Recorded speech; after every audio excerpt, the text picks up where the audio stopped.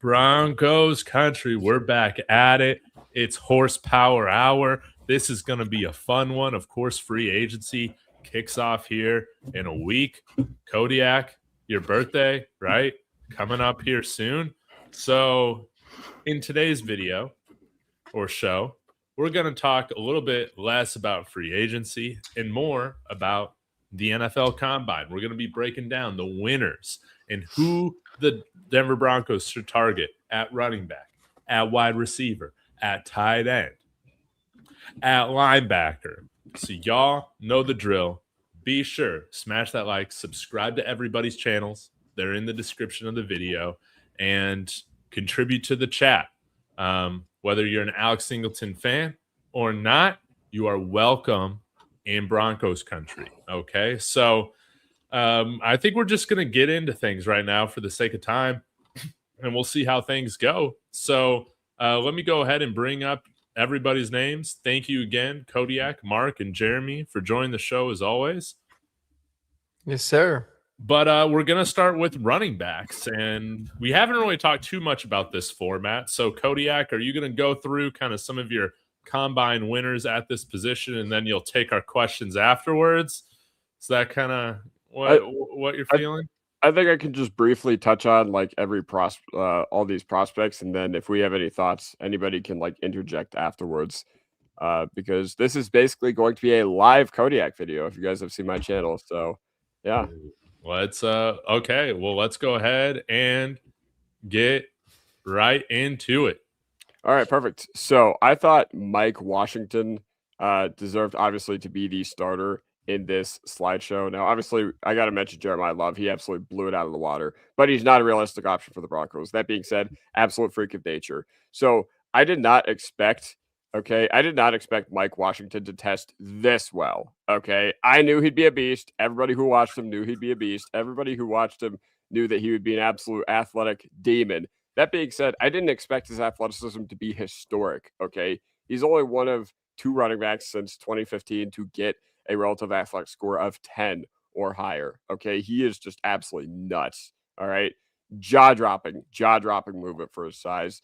The only questions with him are, how our team is going to weigh some of the concerns about him, because, he did have a fumbling problem in college. He did have, relatively pedestrian production while he was at Buffalo against the MAC. And obviously he had to share the backfield last year in New Mexico State with another running back who's going to be on this list. But either way, any thoughts about Mike Washington, fellas? Blew it out of the water. Oh. I knew he was fast and smooth and all that.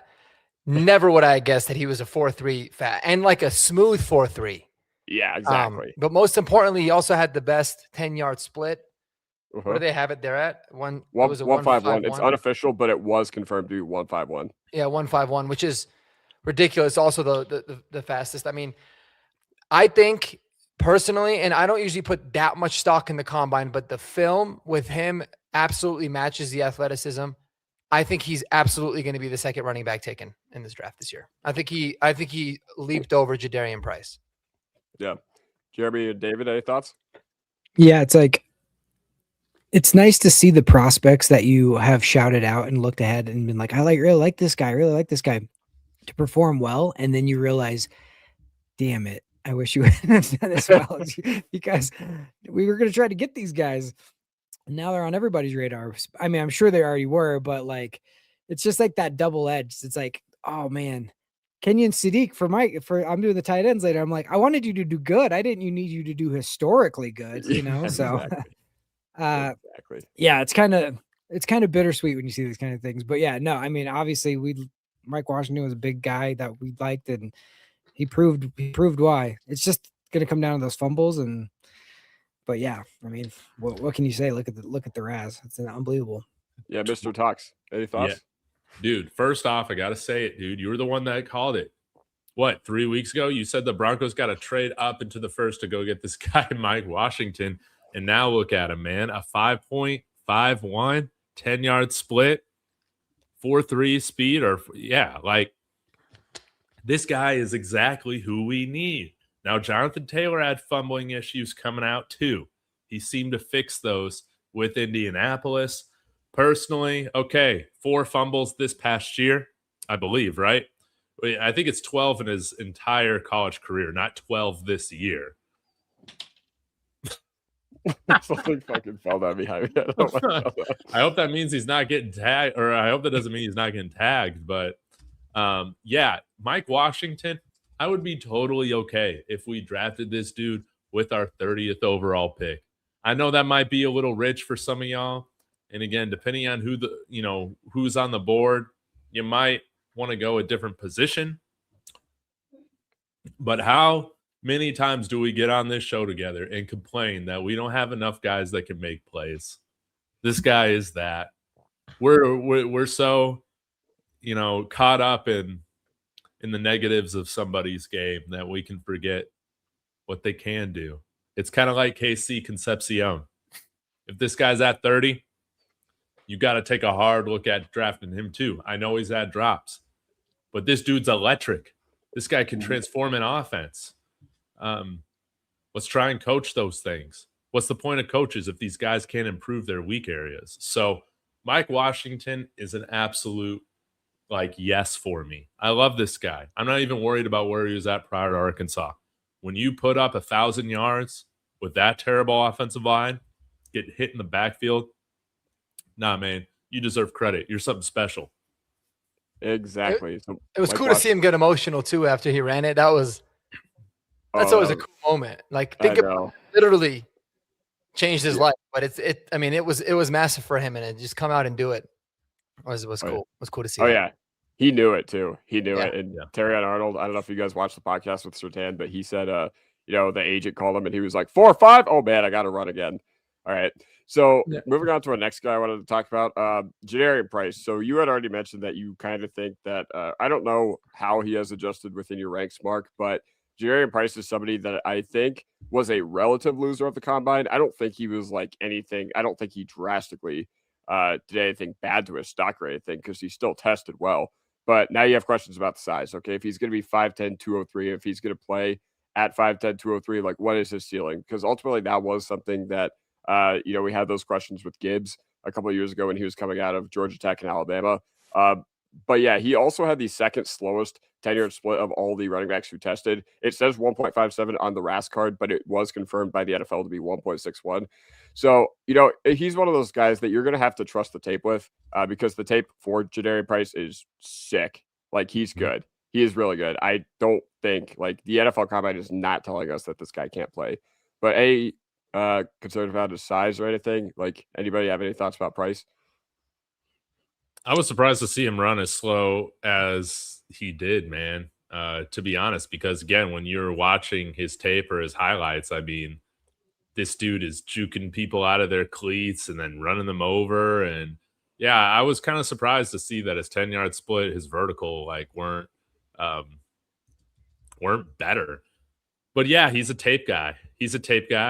And there's nothing wrong with that because people's evaluations should probably still be weighted on tape over just straight up raw physical traits.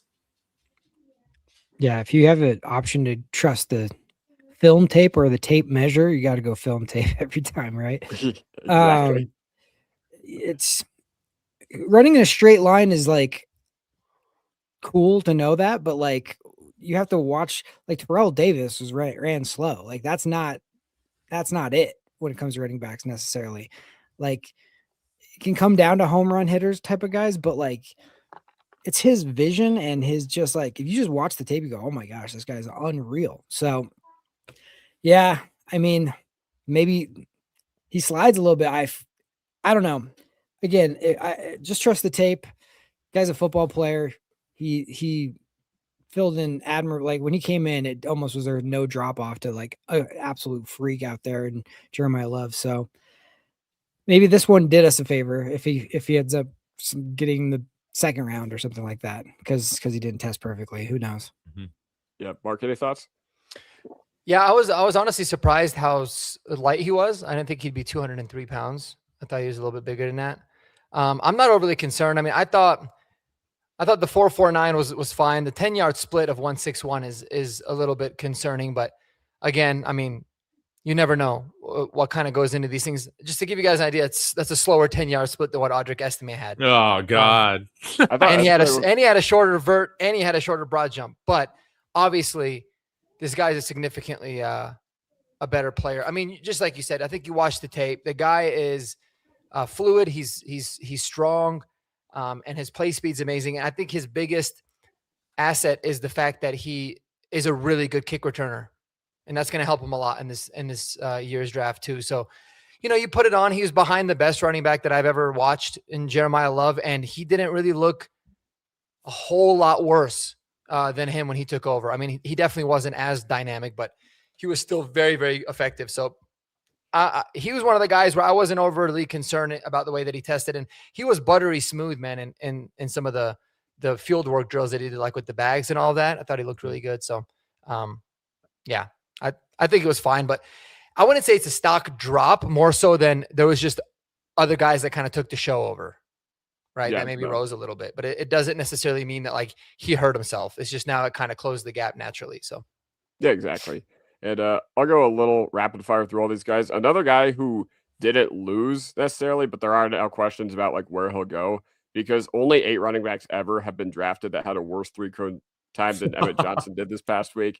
And yes, that is a real stat. And there are concerns about him being like a one-hit wonder production-wise, but I'll let you guys have the floor for this one as well. I just put together the slide, but anybody, he's another guy where you just got to watch and see what you trust. Because I think stylistically, I'm completely out on him as a fit for the Broncos. I think too much like RJ Harvey. That's just how I feel about him. But I don't hate him as a player. I don't hate him as a prospect. But any thoughts? Helmet scouting him too. Just don't want him. So yeah, it's not easy to want a Cornhusker. I think Emmett Johnson is going to be a very good pro running back. I'm 0% surprised he didn't run very well. He doesn't look very athletic when he plays. What makes him special, and if you guys haven't checked this out, like go dive into this. You guys remember LaShawn McCoy? Obviously, what made LaShawn McCoy such a fun runner was he just had this like lateral jump cut move that was like stupid. That's exactly the kind of move Emmett Johnson's got. Like it is actually really fun to watch. But definitely not an explosive guy, especially for somebody his size. So I think Kyron Williams is kind of my comp to him, but what makes those two guys potentially special is a different trait. But he's not going to wow you, but I think he can still be a really productive back. But I agree with you, Kodiak, in a sense of, I don't know if he's necessarily a fit for what the Broncos need, but I think he's going to be a really good NFL back ultimately. Yep. These scores like kind of match what I saw on him. Like I just, for some reason, there was something about him. It was ranked really high. I watched this tape and I was just like, he just doesn't, for whatever reason, he didn't excite me. The stylistic way that, like what you guys were saying, as far as for the Broncos, I just don't see it. So yeah, it kind of matches. I didn't know if it would be exactly that poor, but that's just kind of the way he is. But you're right. Like that's another example of a guy who he figures out a way to win despite kind of limitations. Yeah, exactly. And I don't know, my eyes must have been playing tricks on me because I literally thought Johnson was like if you put Harvey in a Nebraska uniform. I literally thought that was him to a T. Now, maybe my eyes need some testing because Harvey did way better last year at the Combine. Another guy, a few guys I want to shout out. We'll just rapid fire these so that I don't take up, too much time. But Adam Randall, I don't know why I have Mike Washington's card there still. But you wanted to say it twice. That's why. Yeah, exactly. I got too excited about Mike Washington. That's why I needed him twice. 6'3", 232. So he's a wide receiver turned running back at 232 pounds, and he ran a 1.61 10-yard split, which was the same as Jadarian Price. Now, I do think he is a little estimate-ish, but he has a 0.1 faster 10-yard split, and he has a legitimate receiving profile to fall back on if all else fails. Devon Claiborne, man, I think he's a winner and a loser because I watched him at Wake Forest, and I was like, holy cow, this guy's playmaking ability is nuts. And I was like, okay, if the Broncos need an upgrade over that Jaleel spot, I would love for them to do so because Jaleel can't catch, Jaleel can't block, and Devon Claiborne can absolutely do both those things. So I thought he was a winner and a loser for the sake of this exercise. And then Robert Henry Jr., I think this guy is just a flat-out loser in the Combine. I expected him to run the fastest 40 of all running backs. I'm not even kidding. I thought he would have that top-end home run speed, but he's a Conference USA merchant. That's really all we got to say about that. Yeah. Seth McGowan, all right.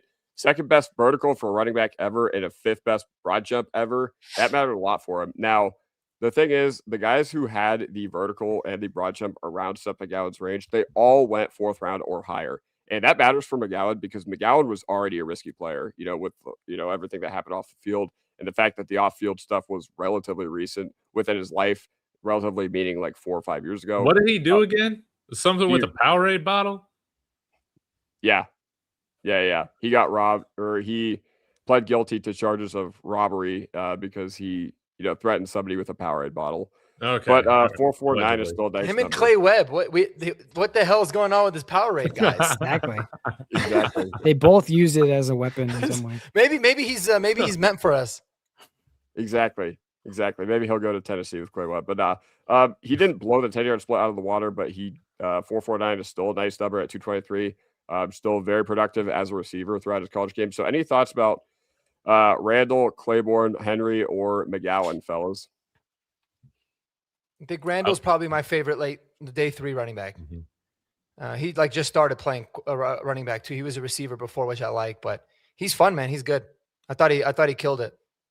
Yeah. He's my Kyle Manung guy of this year's draft. They're a completely different player, but he's the guy I'll be pounding the table for in the 6th or 7th round.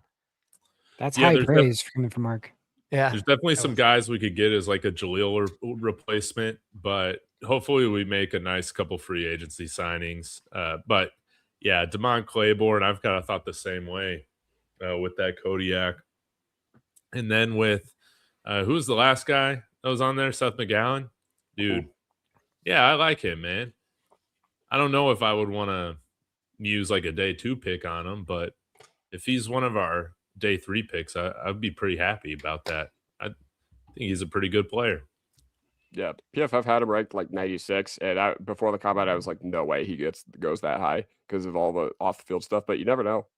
Yeah, it's one of those things though. He became like, if it just happened in the last year, then it would hurt him.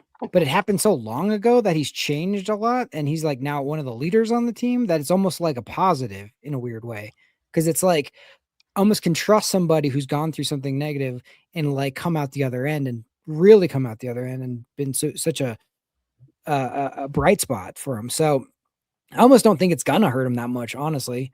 If anything's gonna hurt him, it's his age, maybe.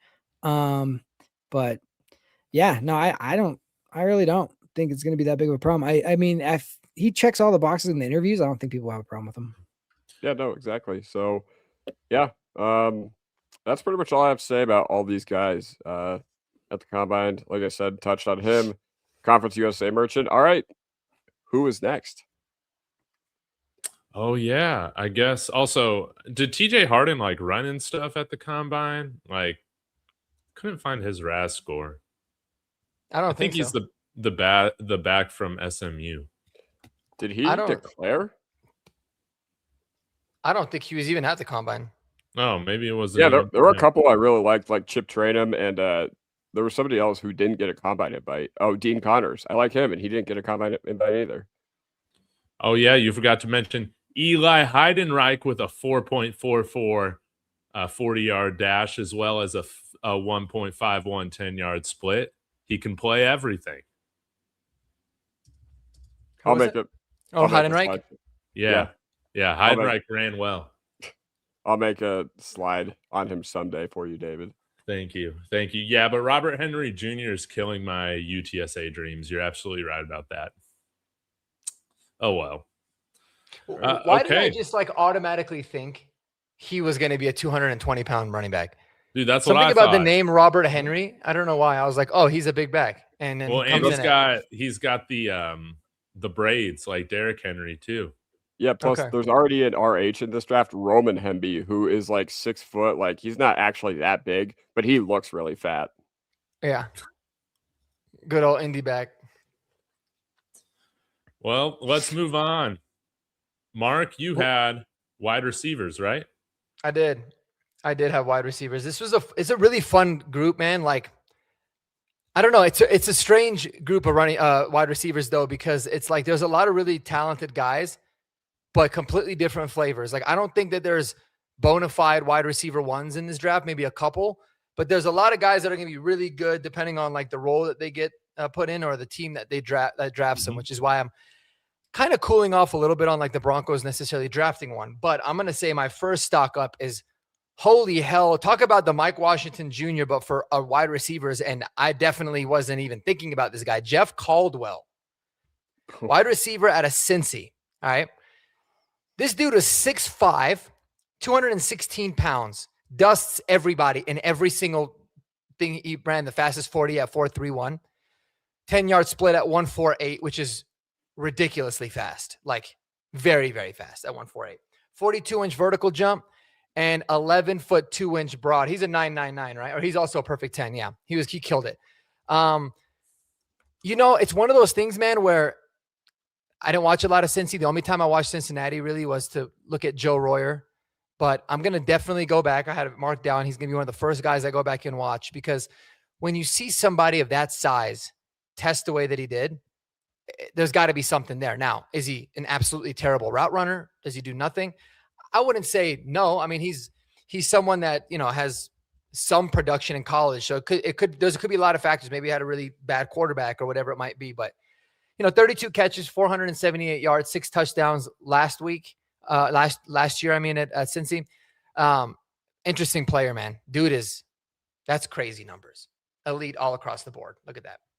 So I thought he was a massive winner just because, listen, he probably not even be a day 2 guy, but he definitely put himself on the radar, and I'm looking forward to going and watching him.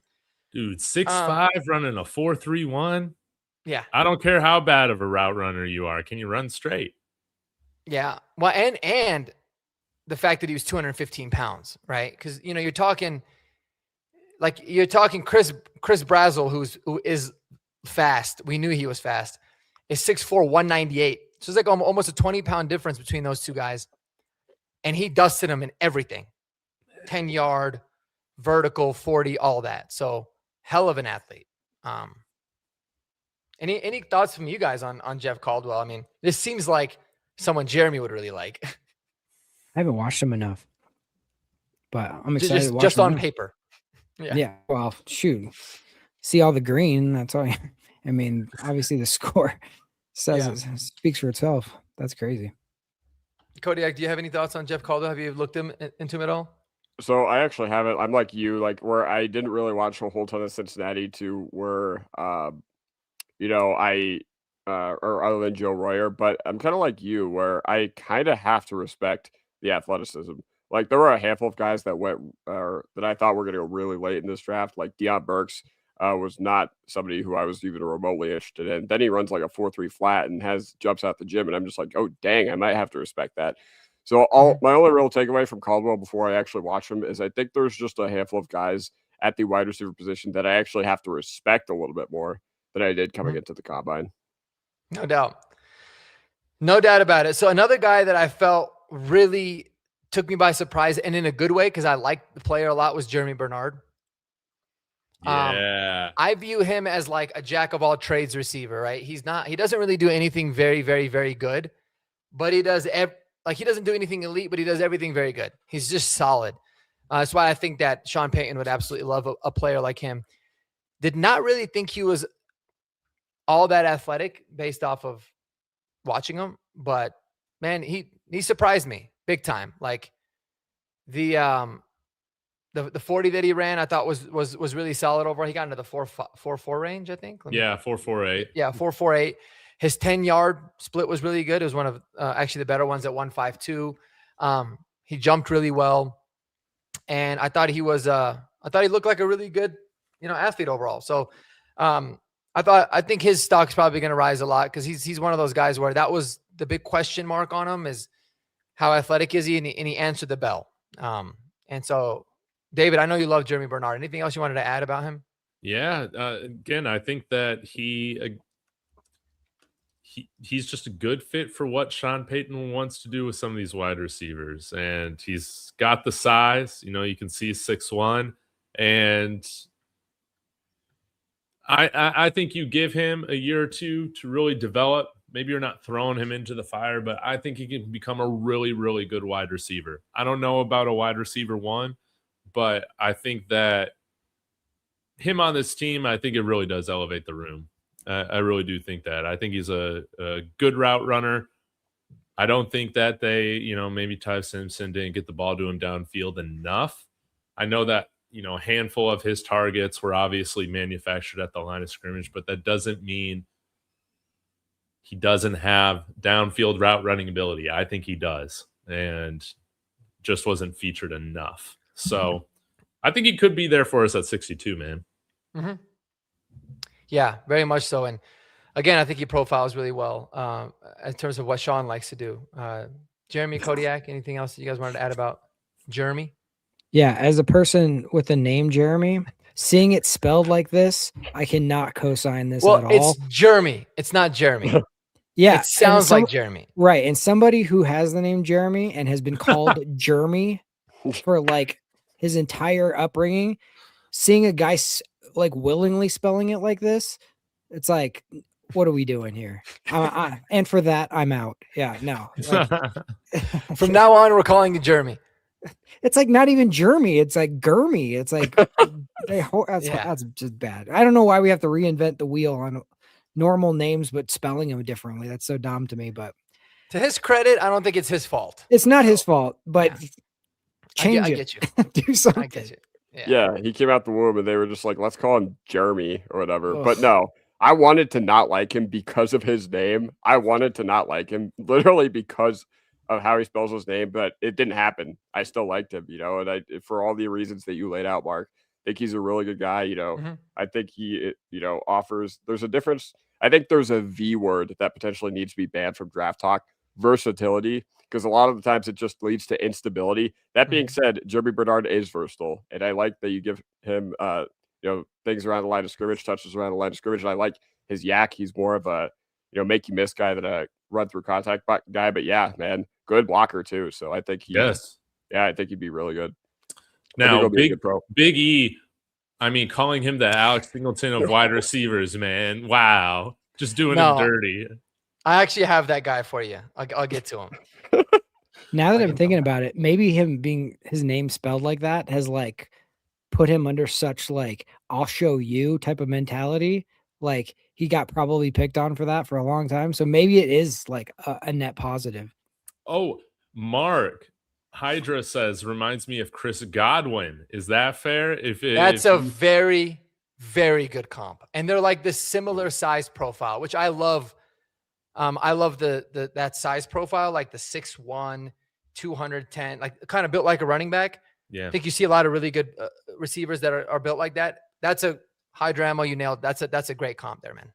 I love that. And his last name is Bernard too. Like he's really, the name is gonna be a little bit annoying, but I love the Chris GB. Godwin. We'll call him Bernie. GB. Call Bernie. Jeremy Bernie. I don't know. Yeah, we gotta figure something out. G-Burn. We can't call him Jeremy. We can't, like, I don't know. We got to figure something out. You're right. Yeah. Okay. Yeah, just GB. All right, a couple other dudes we won't necessarily get into him too much, but I thought Bryce Lance looked great. Yes, tested super well, buttery smooth. I liked him in North Dakota State. Apparently, he at the Senior Bowl. I don't know if he was. I think so. Yeah, if he was, then I feel like I remember him saying like he performed pretty well there. But obviously, coming from a smaller college, but the dude is he's an athletic freak, man. He's Christian Watson, very similar profile. Again, don't really care for him for the Broncos particularly, but I think he's really good. Chris Brazel, I thought did really well. I mean, we knew he was going to be really athletic, but the testing numbers and all that was super solid. So I thought he did really well. Couple guys that I felt like really hurt their stock, in my opinion. The first one hurts my heart, and that's Malachi Fields, man. I really wanted him to pop off. I thought I saw some of that sneaky DK Metcalf type of athleticism, but yeah, he ran the 4.6, which was a little bit disappointing. 1.58 10-yard split is not terrible though. But you know what's crazy is that he did the 3-cone. To his credit, he did the 3-cone. He did the 3-cone great. I mean, 6.98 was really good, but he jumped really well, but just didn't run, and he looked very stiff, very awkward running. So I don't think he did himself a lot of favors. He's I think he probably dropped quite a bit. Like he's going to be more of a mid-round guy now rather than what I thought was like a surefire second, maybe early third. Just because, and a lot of it's not necessarily his fault. I mean, he just wasn't asked to do a lot and run a lot of different routes at Notre Dame, and doesn't really seem like he's got all the tools. So any thoughts on Malachi?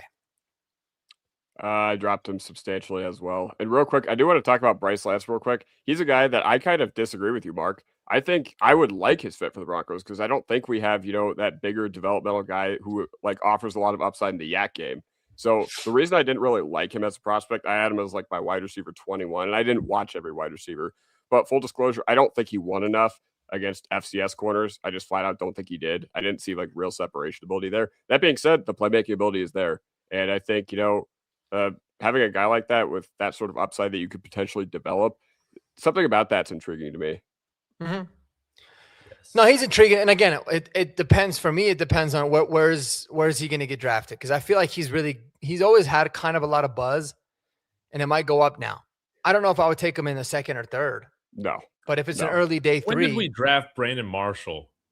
Fourth, right? Fourth round. Totally happy with that. Give him a year, and then let's see what he can do. Yeah, no, absolutely agree. I thought he looked.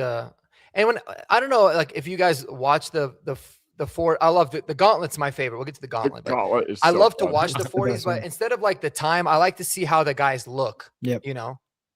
And like I was blown away by how smooth a lot of these guys look running.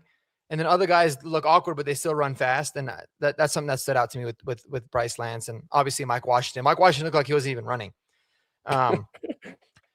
So the biggest stock down for me, to the point where I think I'm actually going to take him out of my top 5 in my wide receiver ranks, guys. Oh. And he was my number 1 wide receiver. And that's Makai Lemon.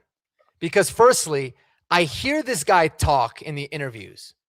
And I was so, when somebody talks and you just get really annoyed, it's just like, like, why the hell do you talk like that?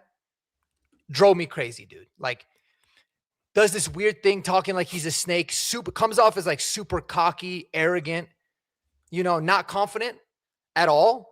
And then decides he's not going to run it. He's not going to participate in any of the drills, which I hate, by the way. Like, I don't, because so a lot of people are knocking like Carnell Tate. He didn't run very good. Dude, the guy went out and did everything. I love that.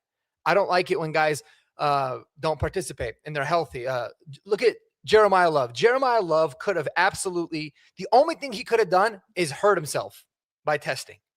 Ashton Genty didn't want no part to do with the testing. He came out and did everything. Every single thing. He even did the 3-cone, I think. Like, that's the kind of guy. Like Makai Lemon doesn't even test. He's undersized, and I get it. But man, like the demeanor rubbed me the wrong way. And then there was a report that came out today, it was in the Discord, that I don't know if I shared it or somebody else, but I saw it on Twitter too, that like they said whoever was coaching him for the interviews should be fired because he absolutely bombed every single interview with the team. I'm telling you guys, if that's true, he is going to free fall in the NFL draft because he is also like really strictly a slot receiver. Now, I think a very good slot receiver, but that's all that he is. So super, super, super low on Makai Lemon. It had nothing to do with the on-field performances. It was just like what I saw. Guy, if you haven't seen it, it's the most cringe interview. Like it made to the point where I was like, I don't want, if he's available at 30 because he drops, I don't know if I can take listening to him. I really don't think the whole interview was very bizarre. Yeah, and it was like, it's the people in the comments were like, is he flirting with me? Like, why is he talking to me like that? And that's kind of like how I felt. It was weird, dude. The way he was, was weird. The way he was like shifting, like, I'm a Ross St. Brown, the type of impact he has away from the ball. Like, it was so funny. he was like, yeah, and he was like doing this, like licking his lips. It was weird, man. I've never seen anything like it. So he was a big drop down. And then I wanted to just give a funny shout out here. Oh, any thoughts on Makai Lemon, I guess, guys? Because I know he's like mostly people's number 1 receiver. I mean, if he falls to 30, take him. I mean, yeah. Okay, I will be pounding the table for us to take him. Don't get it twisted, but it'd be like, oh, just don't listen to us. Yeah. Just don't listen to him. Does he wear a lemon chain? Dude. No, see, that Like would actually Jerry be funny. Judy. Like better, like okay, so Jerry Judy's Star of David, because they call him Jew, is like the Cringe. dumbest thing. Whoever even told him like that's okay to do is just an idiot. It's the dumbest thing. Like fire that guy. But if he wore a lemon, I'd be like, all right, like that's fine. Like that wouldn't bother me. But I don't think he did. Have you ever heard of like the theory like aptronym or whatever, where it's basically, let me pull it up, because this seems to happen all the time in life, and I'm just like, there's got to be something for this. It's sometimes used in academic writing to refer to a name that fits some aspect of their character. So it's like if the guy's name is like, something. Have you ever seen like a tight end and his name is like Beast or Powers or something, like it matches the style? Yeah. Lemon's not a good one. No, Not a good you do not one. want to get a lemon. Yeah. No. Trout man. Yeah. Trout, just a bad name. Single for tight tin. end. Like, no, we Right. want multiple tins. You know That what I mean? was- Like the singles, the big. Singleton is almost like prophetic. if you know Big his butt. story. Jake Yeah. Green Butt, law. that's a great I want one. an orange law. Yeah. Jake Butt is like one, not in college, but in the pros. Yeah, it's just Jake like Butt, you got butt. That's what you got. every about to time I say. see somebody with that name, and I'm just like, oh, I don't know. I don't fully believe in it, but like I kind of believe in it. It seems to work out Yeah. a lot. It does. But yeah, and then just to kind of wrap up the wide receiver, I just had to put this in there. Emmanuel Henderson Jr. from is it Florida? It's Florida, right? Kansas. I keep thinking Florida. I don't know why. Maybe because there was another Henderson that came out of Florida recently. He was a DB, but that was several years ago. Anyways, though, dude, Emmanuel Henderson ran what I saw to be the worst gauntlet drill in the history of gauntlets. I wish we had the video. I don't even know if we can find it. I'm gonna try and find it. If we need to crop it out, This dude afterwards, was we're jogging. gonna watch it. Yeah, this dude was jogging, like half jog. He was running like this, like he was drunk, and he dropped like 4 out of the 6 passes. It was unbelievable. I watched it and I was like, I don't know who that is. And then they finally flashed his name on the bottom. But I was like, do not touch him with a 10-foot pole. Do not touch him with a 10-foot pole. It has to be on here, dude. I cannot find it anywhere. They probably were like, this is embarrassing. We're just gonna scrub it. Yeah. Yeah, they probably like his agent probably copyright struck all of it. Probably. And then the Alex Singleton of the wide receiver position, guys. His name is Caden Wetgen. Iowa wide receiver. Dude. Yes. Yeah. Tested really well, actually. So that's not why. But when they were when Daniel Jeremiah was talking about him, they're like, this is someone that you're just not going to be able to not have on your 53-man roster. The toughness that he brings and what he does. Is he going to be the best player? No. Is he the best this? No. But he's somebody that your teammates are going to love and the coaches are going to have a hard time cutting. And that is why Caden Wetgen is the Alex Singleton of this year's wide receiver core. Oh my gosh, dude, this guy, he's like Michael Bandy, right? Yep. But I bet Michael Bandy's better. He might be a little bit like the guy that we liked a lot last year that played for the Patriots from Eastern Washington? Chisholm? You know what I'm talking about. Yeah, Afton Chisholm.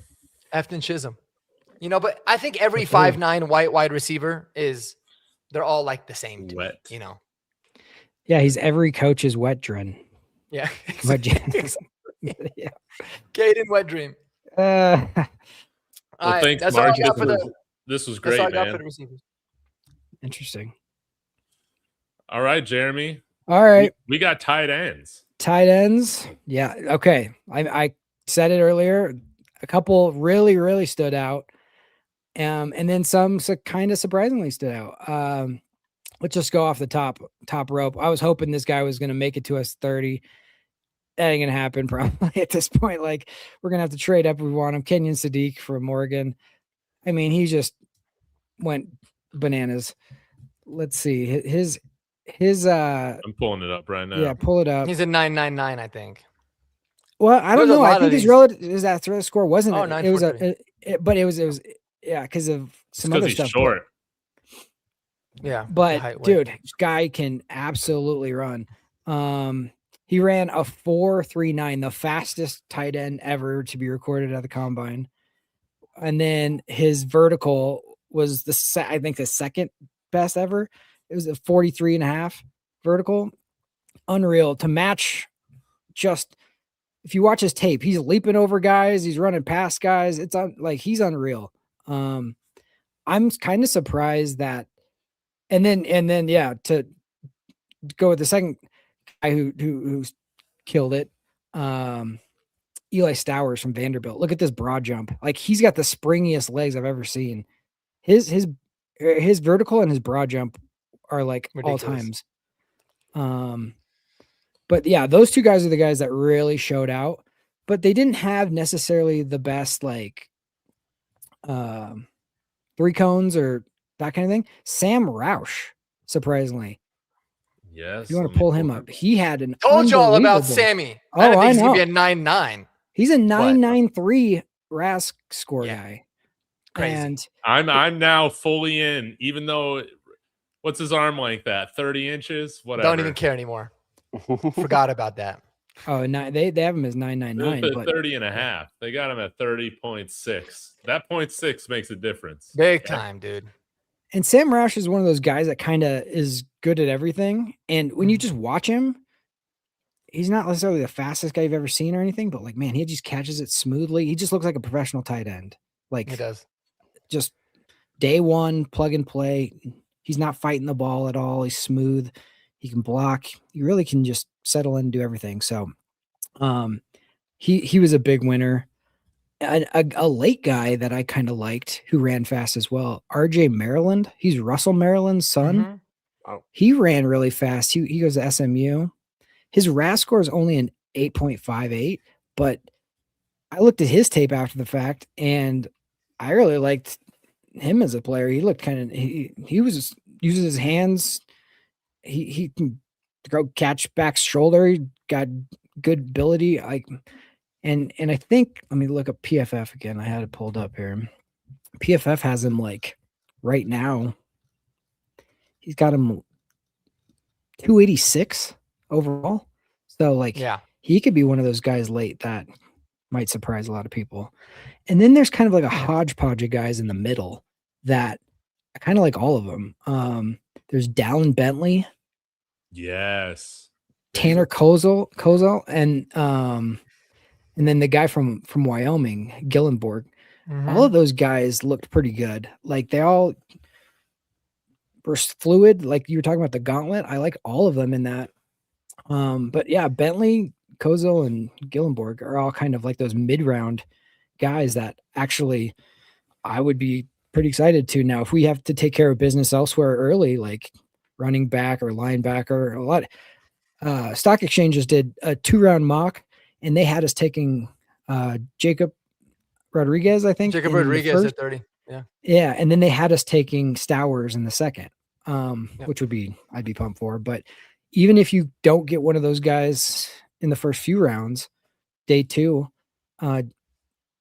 any of those Kozel, Gillenborg, or Bentley, I like those guys a lot in the middle rounds. Jack Endries looked good as well. I thought he was really smooth. There was a lot of guys that I was like, oh, there's way more. It's not Sadiq, Stowers, and then people like Eli Raridan and those guys too. But injuries is pretty high. But in the middle rounds, it's kind of forgotten about. But I liked a lot of those guys in the middle. Is there any of those? Is there anybody that stood out to you guys? Raridan. Raridan. Yeah, I mean, tests really well. For me, it was Jaron Kanak from Oklahoma. I heard Spell his of last name. Kanak. It's the same Yeah. forward or backward. Oh, that's cool. And a lot of people in the comments or like on Twitter would say, like, looking at this guy, and I like briefly did, and I saw him as like, okay, this guy's a super athletic kid because I saw he had a track background. But then, man, at the combine, like he was buttery smooth too. Like he looked good in all the drills. His gauntlet, in my opinion, was the best of all the tight ends. He just looked 6'2"? natural. Yeah. And the Better thing, than well, here's Buttery? the thing about it. So exactly, he's not gonna He's not going to blow you away with like his size, but apparently he's a very good blocker. And usually when you're 6'2", you kind of have the ability to get leverage. But he's like, I don't want to compare him to Harold Fannin because he blew up, but like Harold Fannin wasn't really that big either. Like he was just a shade like 6'3" and a tiny bit. But this kid is like, man, H-back type of role. You can move him around. He can block.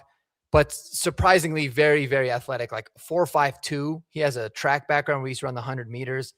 36-inch vert. So I thought he tested well, but aside from testing well, he just looked really good in all the drills. Just kept constantly standing out to me too. So he's someone that I'm interested in. I'll dive into a little bit more, but I thought he looked really good, man.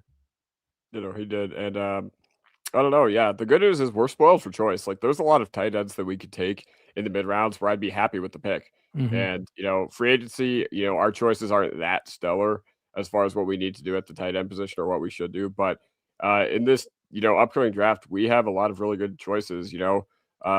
Was Trigg at the combine? Did he run the drills? Okay. No.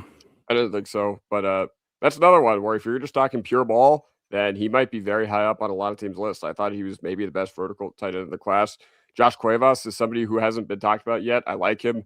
I think he's a really good H-back, underrated yak. And another guy I want to shout out is Marlon Klein. Like, once again, I watched the tape, didn't really like it, but very athletic. And I think there's definitely room to grow.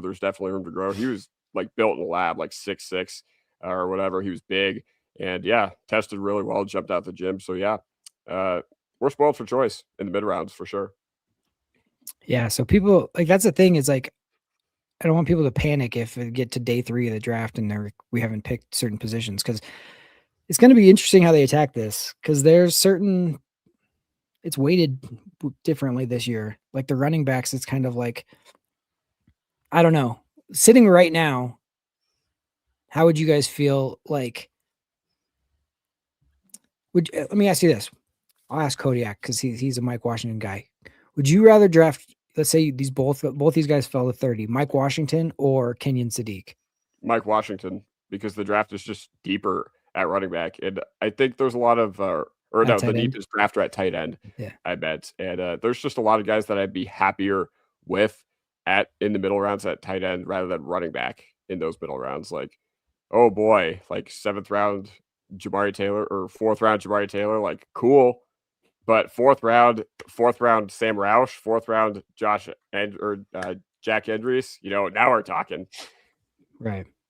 Yeah. How do you either one of you, Mark, David, disagree with that? Would you rather take Sadiq or Washington? In the first round? Yeah, if you had to pick one in the first round. Oh, Sadiq easily. Yeah. I'll go with running back. You know me with backs in the first, but I mean, that's how I think kind of about tight ends. Yeah. Well, it's tough because both of them, but man, the first thing I thought of when I saw Sadiq run, I was like, shit, he's not. Me too. Damn. Me too. Listen, there's a lot of tight ends I like. There's just one guy that is an absolute no chance we can draft him. That's Miles Kitselman. What an horrendous performance that he had at the combine.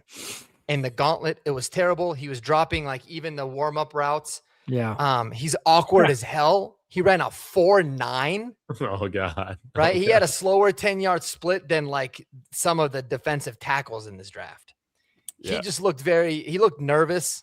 But yeah, he's a big no-no for me. But otherwise, I thought it was a pretty fun, fun group. And there seems to be a lot of guys that actually fit what the Broncos need. But I'm really high on Eli. Like I'm at the point now with Eli Stowers where I'm hoping like maybe with Davis Webb calling plays, maybe now a lot of the old things that we always worried about was like if Eli Stowers gets drafted, he's not going to play. Maybe all that's kind of out the window because Eli Stowers looked great and you hear just glowing things about him as a person. So I'm all for Eli Stowers. Yeah, it's funny. One more thought about Kitselman. I was like doing my tight end film notes, and Kitselman is literally dead last. Like, there's nobody that I had ranked lower than Kitselman when I was watching them. Dude, 17 tight ends tested. 11 of them had a relative athletic score of 9 or more. 2 of them had 8s, 3 of them had 7s, and then Kitzelman was a 5.8. Yeah, It Kitzelman was like a fall Lord. off. dude, and also like he's tall and he's got some weight to him, and he's got like really short arms. He's like the most awkward guy. Yeah, he just looked weird. Poor guy. But he had that like surfer hair, so that made up for everything. I guess. All right. I mean, we'll see. We've covered the offense. Now it's time to find our Alex Singleton replacements. That's right. This is not a safe space for Alex Singleton. You're out of here. I pray you don't re-sign with the Broncos every day. And so, guys, similar to how we talked about tight end, just having a lot of just great athletes throughout the draft. Linebacker is the same way this year. I'm almost wondering if you draft 2 linebackers because you can get such good athletes this year at the position. So there is no excuse for George Payton and Sean Payton to look away from this position this year. And I don't think they are, judging by what all the talking heads are talking about. So let me get to some of the guys that really stood out to me. And pretty much all the linebackers who did like all the testing, they all tested like pretty well as athletes. Anthony Hill Jr., somebody that I've talked about. I think he's a really good linebacker out of Texas. Would not shock me if he's, our first pick. I would prefer offense, but I can get behind it. He's awesome. Jake Golday. This guy's 6'4" and ran a 4.62 40, weighing 140 pounds. That's something to 240 pounds. Oh, yeah, 240. Thank you. That's something to take note of. Is vertical, 39 inches, broad, 10 feet, 5 inches. I like him as an athlete. Now, one of the biggest winners was Jacob Rodriguez. For some reason, I don't know what the deal is, man. Big 12's wide open. You got to be a good athlete in the Big 12. Jacob Rodriguez isn't some try-hard guy whose only good quality about him is that he listens. Okay?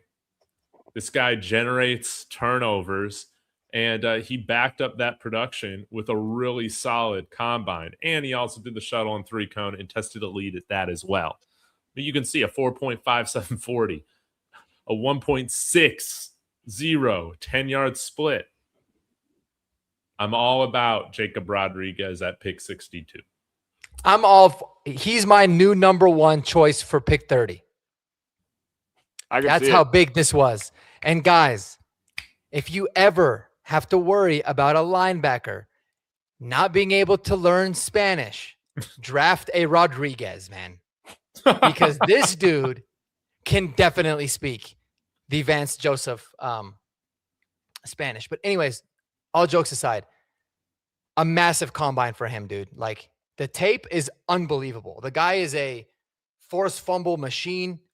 Number 1 overall graded PFF linebacker, number 1 graded against the run, and number 1 graded against coverage.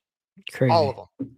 And not only did he run a good 40, his 10-yard split was good. His shuttle was amazing. His 3-cone was amazing. Yep. He was moving. Yes, I would take Jacob Rodriguez at 30. I love that the NFL Stock Exchange people did. I think I've always felt like the tape was good enough, but maybe he's going to have the Alex Singleton trait of not being the most athletic and always being a step behind. I don't see that with him, man. I think Jacob Rodriguez is a stud. And we need a Spanish speaker at a middle linebacker. I don't know if he speaks Spanish, but it makes sense. So well said. Dude, pull up a picture of Jacob Rodriguez. Yes. Dude looks like a cop. He could be called the patrolman on our team. Yes. He could be the guy who just patrols the middle of the field. Seriously. Yeah, it's a beautiful thing. He's got a beautiful stash. Yeah. Let's see. Oh, yeah, here we go. Boom. Yep. Come on, dude. He looks like a 1980s cop. That's right. That's what I'm saying. It's like Paul Blart almost. Yeah, dude. Dude, he's so good. He's got some gray hairs in there, so. I know. There were people talking in our stream last night about how this guy is mid. I'm just like, if you're betting against Jacob Rodriguez, you're betting against one of the most productive college linebackers ever. Straight up. 13 turnovers this past year. What did we have as a team? Like in the regular season, I think 13 it was. I think 13 or 14. I think it was 13, and then we Yeah. got 5 in the playoff game. But still, like, just the havoc. Like, you actually get TFLs with Jacob Rodriguez, which is something you don't with your current starting linebacker, who shall not be named. You actually get 7 forced fumbles, I think. Like, I get that might be a little unsustainable, but this guy has a nose for football. This guy has playmaking ability. We need guys to make plays in the middle of our defense. We need guys to make plays on our defense in general because we haven't got the football back to our offense enough. But still, like, you know what? I'm with you, Mark. Like, I would, he's very much creeping up into my high wish list for number 30. It's like our defense was obviously really, really good, but I would not put them near the level of no fly zone or any of that kind of stuff. But you throw a guy like this in the middle of the field who's going to help with both the run and the pass, and he's just going to force turnovers. The one thing that this elite defense kind of struggled with, I mean, it could take the defense to the next level. I mean, to be one of those all-timers. And he was like the green dot captain guy on the #1 defense in the country at Texas Tech, man. Like, he's a baller, and he did it against all the competition. I was so pumped for him. I think he crushed it, and he's not going to be available at 62. Not a chance. No. So if you want him, you got to take him at 30. Yeah, guys, your PFF mocks still have Mike Washington at 108 and Jacob Rodriguez at 62. You got to get that out of your head. All right. Yes. It's not going to happen. Yeah. I know when people post their like mock drafts to like X or whatever, and they're like, "What? How did I do?" And you're like, "Well, none of those guys are going to be there." So. Exactly. No. You did great, but yeah. One of my TikTok comments said, "Oh, the ideal draft would be getting Mike Washington, Kenyon Sadiq, Jacob Rodriguez." I was like, that is no longer feasible after how all these guys performed this past weekend. no. There were a few other guys that I wanted to highlight here really quickly. More so like day 3 guys that I just think are good athletes that could turn into really good football players for us. Number 1, Michigan linebacker, Jimmy Rolder. This guy didn't run the 40. Obviously impressive agility tests. Tested well with the vertical, but 6'2.5", 240 pounds. And yeah, go watch this guy sometime, man. Like, this guy has just great instincts. He's like a missile, man. I feel like how he attacks the run. I really do like Jimmy Rolder. So he's somebody to keep an eye on. And I think I'm like fully in on like Jack Kelly being one of like my guys. I know he didn't grade out well like in coverage this year for BYU, but when you look at everything and how he tested, I think it tells me that he's got the attributes to become better in coverage. And this dude is a serious blitzer. Not only can he do like A-gap blitzes and stuff, twists, different things like that. This guy can be a legitimate like blitzer off the edge for you too. And I mean, this guy captained BYU multiple years. He was like the heart of their defense. I like the idea of, Mountain West guys in the Mountain West region, staying in the region in Colorado. So Jack Kelly, I think he's one of my guys after this combine. I mean, he also runs like a missile, but 240 pounds, that's serious. And then last one I got here, this guy who ran really well, Justin Jefferson out of Alabama. He's a little bit more undersized linebacker, 6 feet, 223 pounds, but ran a really good 40, has good explosive traits. And I noticed this looking at his draft profile.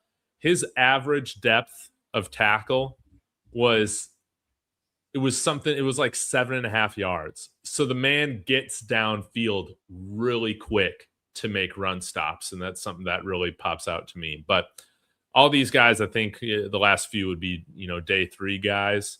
But man, I think I'm just a real big fan of Jack Kelly. Like, if we go and get Jacob Rodriguez and Jack Kelly,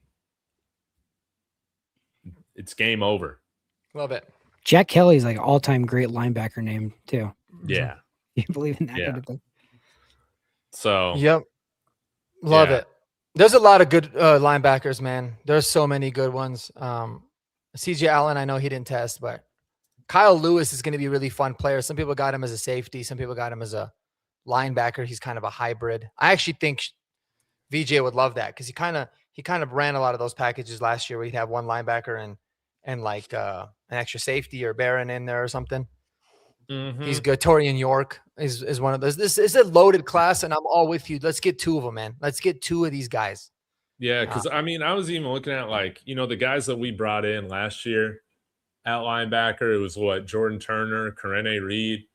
Like those guys' RAS scores were like 5 point something, 6 point something. Like it was pretty much every single linebacker who tested at the combine was like a high 8 or above. And granted, a lot of them didn't do the agility drills, so maybe it's a little inflated, but I think this is a good class to draft multiple linebackers in, like you said, Mark. Yep.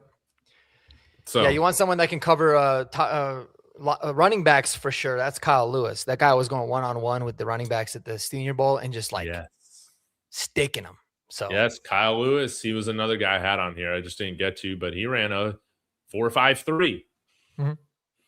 So a little bit smaller than some of those guys, but I'm going to go back and check out.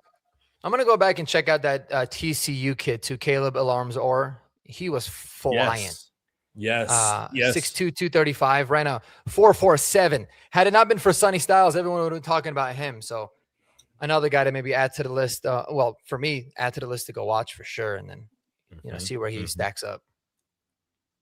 Well, this was a very successful horsepower hour, y'all. If you're just now tuning in, we got some people just tuning in. Be sure to catch or rewind, catch the replay. We go through all the winners at running back, tight end, wide receiver, and now linebacker. But guys, I guess next week we'll actually have some free agency drama to talk about. We'll see.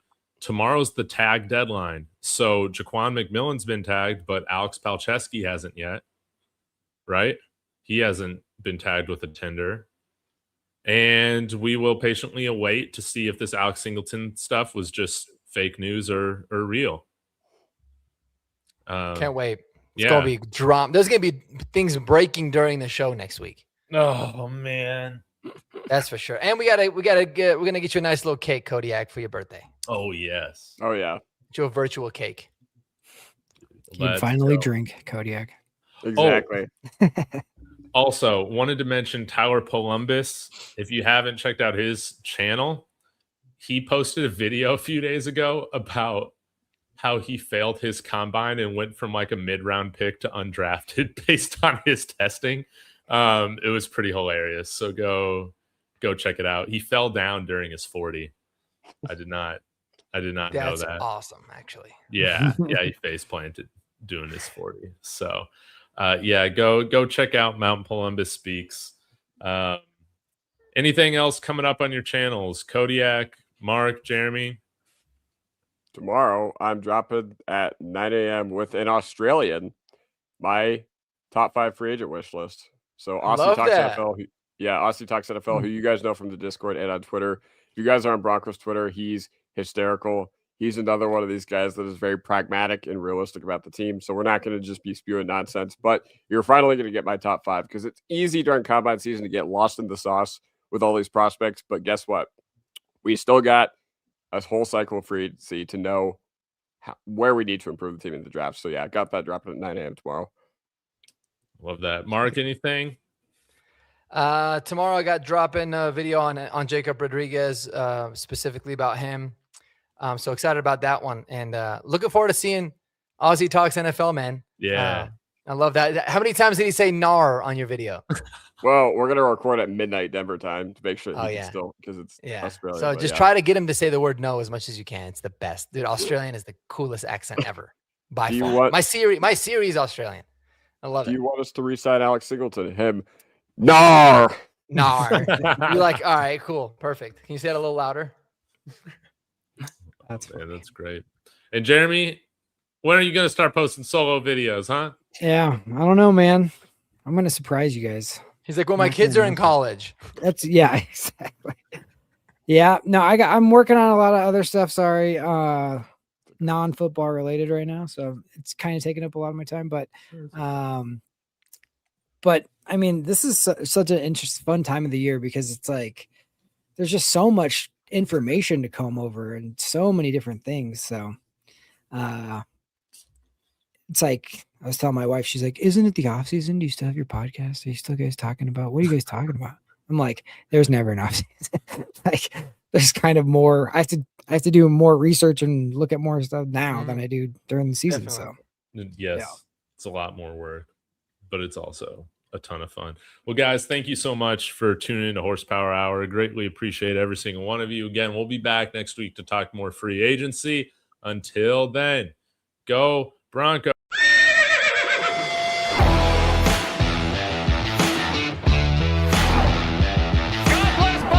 That sacrifice is grabbed, and he's going to be sacked.